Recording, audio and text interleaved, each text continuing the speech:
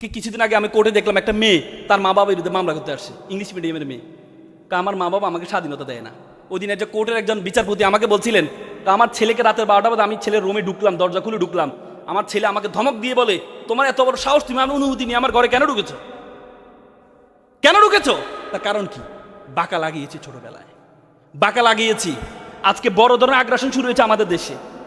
আজকে ছোটবেলা pre cadet স্কুলগুলো ব্র্যাক, তার 30,000 স্কুল আছে, সবগুলো সকাল থেকে শুরু করে। তারা ক্যাডেট স্কুল যেগুলো, কিন্ডার গার্ডেন স্কুলগুলো সকাল থেকে শুরু করে। কারণ কি? যাতে মুক্তবে না যেতে পারে, যাতে মুক্তবে না যেতে পারে। আচ্ছা, আমরা অসভ্য বলি। আপনি আয়ারল্যান্ডের দিকে যান, আয়ারল্যান্ডের 90% তাদের যে প্রাথমিক স্কুলগুলো আছে, আয়ারল্যান্ডের 90% স্কুলগুলো পরিচালনা করে ক্যাথলিক চার্চরা। ক্যাথলিক চার্চরা তাদের স্কুলগুলো পরিচালনা করে।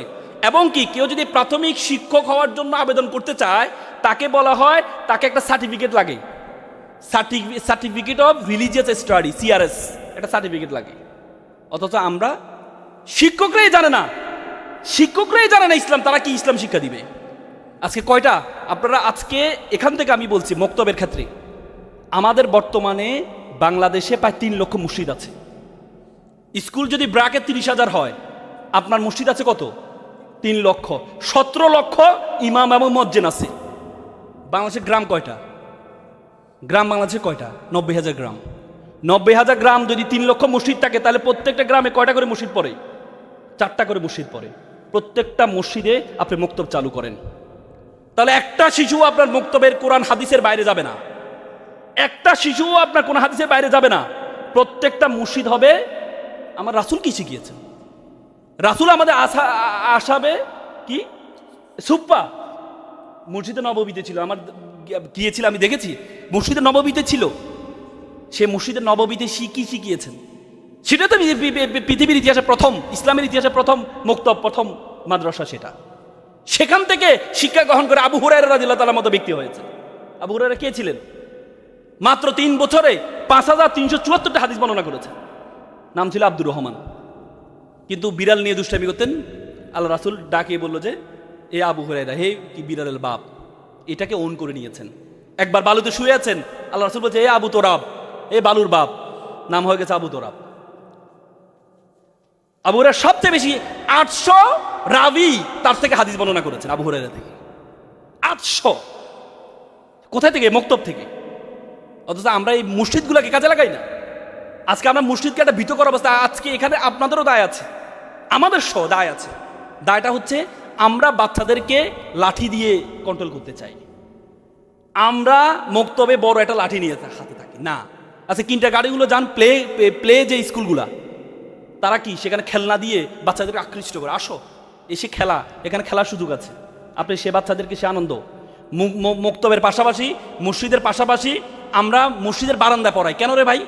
নামাজ যদি আপনার এসির মধ্যে পড়ানো হয়, তাহলে বাচ্চাদেরকে কেন আপনি বারান্দা পড়াবেন? কেন আপনি বারান্দা পড়াবেন? তার মানে বাচ্চাদের আপনি গুরুত্ব দিচ্ছেন না।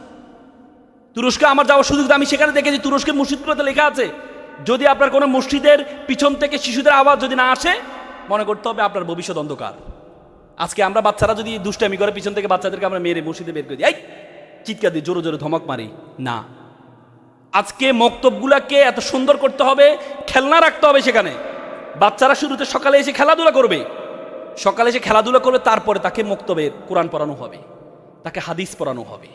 যদি সেটা করা না যায়, যদি সেটা না করা যায়, তাহলে ভবিষ্যৎ আর বড় ধরনের আগ্রাসন আমাদের জন্য অপেক্ষা করছে। আজকে যত শত শত স্কুলগুলো আছে, আপনি স্কুলগুলো দেখেন, কত শত শত স্কুল, কয়টা মাদ্রাসা। আপনি মাদ্রাসা দিয়ে সবসময় কোনো হাদিস শিখাতে চান কেন? আপনাকে মক্তব দিয়ে শুরু করতে হবে। প্রত্যেকটা গ্রামে যদি 4টা মসজিদ থাকে, 4টা থেকে আজকে দেখেন আপনি প্রি ক্যাডেট স্কুল যেগুলো আছে, ইংলিশ মিডিয়াম স্কুলগুলো আছে, ব্রাক আছে, তারা প্রত্যেকটা ঘরে ঘরে যায়, তাদেরকে গুরুত্ব শেখায়। আসো তোমরা আমার স্কুলে ভর্তি হও। কেন? কোনো ইমামকে আপনি দেখেছেন, কোনো মুয়াজ্জিনকে আপনি দেখেছেন ঘরে ঘরে যেতে, যে আসেন আপনার ছেলেকে মুক্তবে পড়ান, যেতে দেখেছেন? না। আমরা মনে করি আমরা বসে থাকবো, সবাই আসবে না। এটা কাউমি মাদ্রাসা না। আপনি বসে থাকবেন, সবাই আপনার কাছে আসবে। আপনাকে যেতে হবে। যদি শিশুদের ভবিষ্যৎকে ভালো করতে হয়, তাহলে আমাদেরকে যেতে হবে, প্রত্যেককে, আমি সো ইনক্লুডিং মি, যেতে হবে, গিয়ে গুরুত্ব বুঝাইতে হবে, মা বাবাকে বুঝাইতে হবে।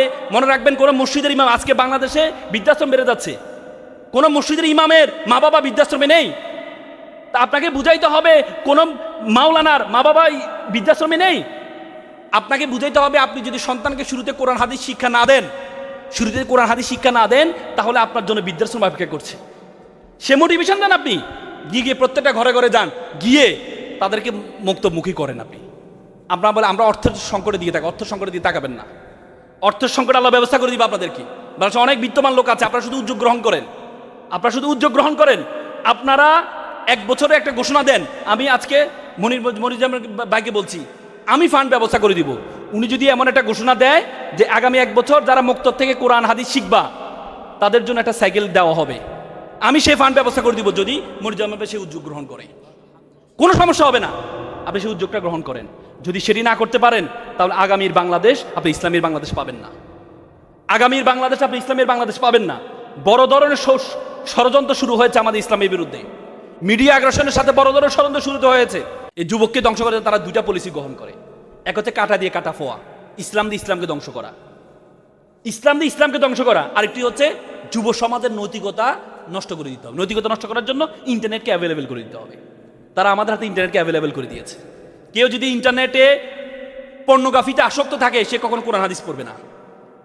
আপনি দেখেন পর্নোগ্রাফির পর্ন যতগুলো সাইট আছে, সবচেয়ে বেশি সাইডে সবচেয়ে বেশি ব্রাউজিং করা হচ্ছে মুসলিম রাষ্ট্রগুলো।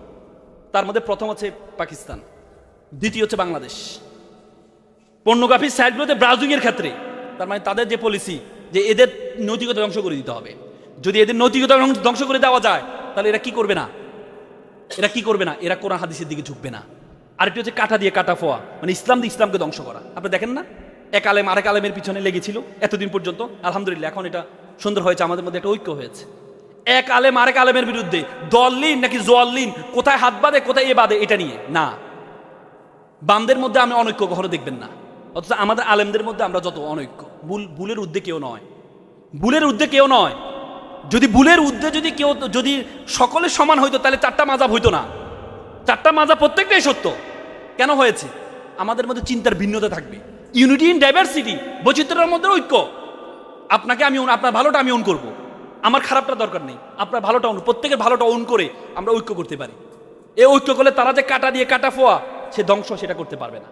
এজন্য আজকের এই যে সুন্দর আয়োজন, আমি খুব চমৎকৃত হয়েছে। মনিরুজ্জামান ভাই, নাম মনির মানি তো হচ্ছে লাইটিং, একটা ল্যাম্প, একটা প্রজ্বলিত আলো। জামান মানে পৃথিবীর প্রজ্বলিত আলো। আমি তো মনে করি মুক্তব জগতে, ইসলাম জগতে একটা প্রজ্বলিত আলো চেষ্টা শুরু করেছেন উনি, শুরু করেছেন ওনার যতটুকু সামর্থ্য আছে শুরু করেছেন। প্রত্যেকের জায়গা থেকে আমরা শুরু করি, প্রত্যেকের জায়গা থেকে শুরু করে প্রমোট করি আমরা একে অপরকে। আজকে আমার আরো 2টা প্রোগ্রাম ছিল, তারপর আমি এখানে আসছি শুধু করে আমার ভাইকে উৎসাহ দেওয়ার জন্য। আমার একটু পরে এনটিভিতে আমার টক শো আছে, কিন্তু আমি এখানে আসছি শুধুমাত্র ভাইকে উৎসাহ দেওয়ার জন্য। শুরু করেছে ওনারা।